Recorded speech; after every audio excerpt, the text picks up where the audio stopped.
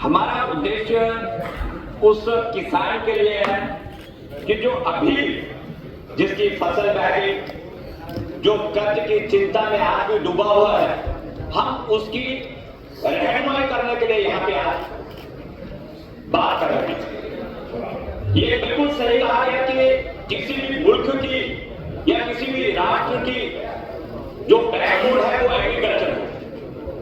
और एक नारा भी उस समय अभी भी यहाँ पे कहा गया कि उत्तम खेती मध्यम व्यापार। मुझे लगता है कि ये नारा थोड़ा सा इसको हटा के उत्तम खेती और बढ़िया व्यापार, इसके ऊपर हम लोग क्यों ना आगे बढ़े। मंत्री जी, मेरा आपसे निवेदन है, हम लोग ठीक है सेब की खेती है या अन्य सारी खेतियां चल रही है, यहाँ पे कोई नया कुछ भी करने का प्रयास करें। अभी हमने बिलावल के अंदर एक नया कोशिश की, नए आयाम स्थापित करने का एक संकल्प लिया। हमने चाय के बागान के ऊपर एक काम किया, तो वो चाय चल पड़े, वहां पे कोशिश की तो चल पड़े। मेरा आपसे निवेदन है कि इसके लिए चाय के ऊपर जम्मू कश्मीर में एक आप थोड़ा संकल्प लेंगे और जैतून के पौधे, जैतून और चाय हमारे क्षेत्र, क्योंकि हमारा क्षेत्र जो है ये सारा का सारा शिवालिक हिल्स है, वहां पे सारा संभव है। मेरा आपसे निवेदन है कि इसके लिए कोई साइंटिफिक अगर आप कोई ऐसी योजना बनाए, या जैसे आपकी ये स्कॉच है, ये लोग लगे इसके ऊपर एक बार साइंस की टेस्टिंग करें, जो भी करें, और हो सकता है। मेरा आपसे यही निवेदन था कि बिलावल के लिए केवी का जरूर प्रबंध करें। साथ बड़ी फर्टाइल है कृषि विज्ञान केंद्र बिलावल के लिए आप देखें, क्योंकि सारा एरिया आधा मान के चलो तो बड़ी का क्षेत्र इसके साथ लगता है। आपका लौंग है, आपका मछली है, बदरौता है, सदरौता है, ये सारा एरिया इसके साथ, बगड़, ये सारा एरिया इसके साथ लगता है। तो उसके अंदर अगर आप ये करेंगे तो हमारे लिए अच्छा लगेगा। एक मेरा इसमें आपसे विशेष निवेदन जो है कि हम लोग केमिकल फर्टिलाइजर के ऊपर बड़ा प्रेशर दे रहे हैं। जो भी आता है हम अपनी जमीन को साफ, मैं कह सकता हूं कि आग की भांति जला रहे हैं। जो भी आता है पेस्टिसाइड, जो भी आता है पेस्टिसाइड। मेरा निवेदन कि पहाड़ी क्षेत्र के अंदर हम अगर इससे थोड़ा हटकर चले, क्यों ना हम लोग ऑर्गेनिक, ये जो हमारा प्रभाव है ऑर्गेनिक, जो हमारे फर्टिलाइजर है, इसका हम लोग ज्यादा सदुपयोग करें। तो उसके लिए हमको सरकारी दृष्टि से थोड़ी पहल करनी पड़ेगी। मेरा ये आपसे निवेदन। तीसरा,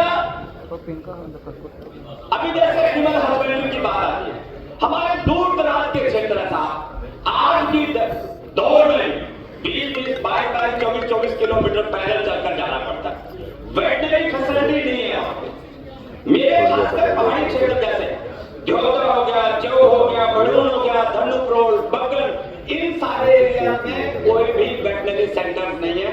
वहां में इन सबका प्रबंध करेंगे। अभी भी बात आई इस पे, तो मेरा इसके लिए रहेगा फिशरी डिपार्टमेंट में आता, फिशरी के अनुसार अब मुझे नहीं पता कि क्या वहां पे कौन से अधिकारी कहां पे क्या योजना, मेरे एरिया में भी उच्च दरिया रहता है, भीगी दरिया है, लेकिन उसके ऊपर मुझे कोई काम दिखता हुआ नजर नहीं आ रहा। मेरा एक और इसमें कहना है, आपके ही डिपार्टमेंट ने कुछ वर्षों पहले वहां पे उच्च मांडी के नीचे एक बहुत बड़ा फिशरी पार्क बनाया,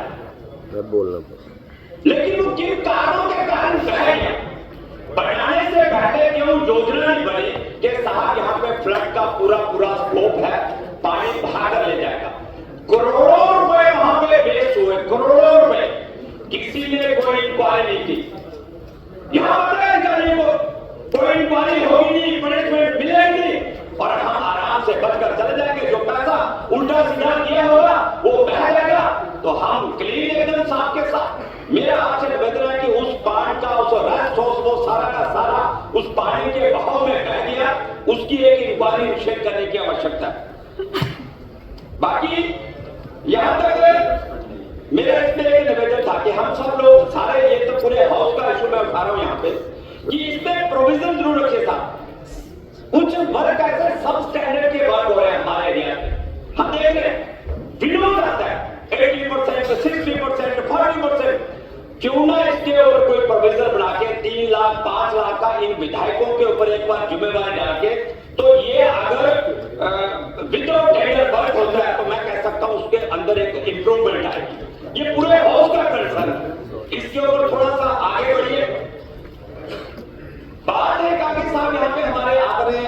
अभी माननीय सभापति बाहर बैठे हैं, उन्होंने भी बात रखी। स्कॉट में मैंने फिर वही कहा, मेरे क्षेत्र का मान के चलो तो 20-22 करोड़ रुपया जिन लोगों ने मेहनत की और पैसा वहां पे जमा करवाया, पनिशमेंट कोई नहीं है। अधिकारी आएंगे, इधर से उधर करेंगे और साफ चलते बनेंगे, क्योंकि साफ साफ निकल जाएंगे, सारे के सारे दूध के धुले हुए बन जाएंगे। साथ जब तक आप पनिशमेंट निर्धारित नहीं करोगे, ऐसे फ्रॉड, ऐसे ढकोसले ये होते रहेंगे।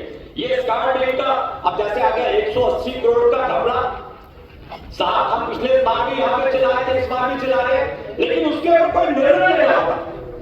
और जो लोग अपना पैसा बैंक में डालते हैं, बैंकों से हमारा विश्वास हो जाएगा, इसी स्कॉट बैंक का कहीं असर जेके बैंक के ऊपर ना पड़े, क्योंकि वो हमारा ही घर का बैंक है। इस बात के लिए मैं आपको अवगत करवाना चाहता हूं। मामला यहां तक आता है कि एक आपका विभाग है कोऑपरेटिव। अब साहब विभाग को बड़ा मैं क्या कहूं उसके विषय में, पूरे देश भर में कोऑपरेटिव जो आपके सोसाइटीज है या कोऑपरेटिव विभाग है, मैं कह सकता हूं कि अच्छे ढंग से, मैं आपके ऊपर कोई शक या शुभा नहीं कर रहा साहब। आप मैं कह सकता हूं इस हाउस के अंदर कि आप एक ईमानदार यहाँ पे मंत्री हैं, लेकिन जो लोग कर रहे हैं वो कहीं ना कहीं कुछ गलत दिशा उसकी ओर भी काम कर रहे हैं। ये अधिकारी किसी को मंडल आपके, चाहे वो बीडीए होंगे, वो डिस्ट्रिक्ट के इंचार्ज होंगे, चाहे आपके यहाँ के एमडी होंगे, आए गए बात कर देते हैं। हम कई बार उन्हें फोन करते हैं। मैं एक क्लस्टर की बात कर रहा हूं, बिलावर के अंदर एक क्लस्टर है ACIL क्लस्टर, उसके अंदर साहब अभी तक 1082 मेंबर्स हैं और 115 ग्रुप है, लेकिन अनसर्टिनिटी वहां पे पड़ी हुई है। कोई अधिकारी जाके वहां पे रही है, इंक्लूडिंग एमडी से लेकर आगे बीपीए तक, उस मसले को अभी तक जो सालों से अटका हुआ है, और उसका पैरामीटर क्या है। आप जब अपॉइंटमेंट करते हैं करंट क्लस्टर की, कोई पैरामीटर नाम के ऊपर कोई चलता साहब। मेरा एक निवेदन है, इसके ऊपर एक इंक्वायरी, और ये अधिकारी इंक्वायरी नहीं करेंगे, इसके ऊपर आपको ये अलग से कोई बोर्ड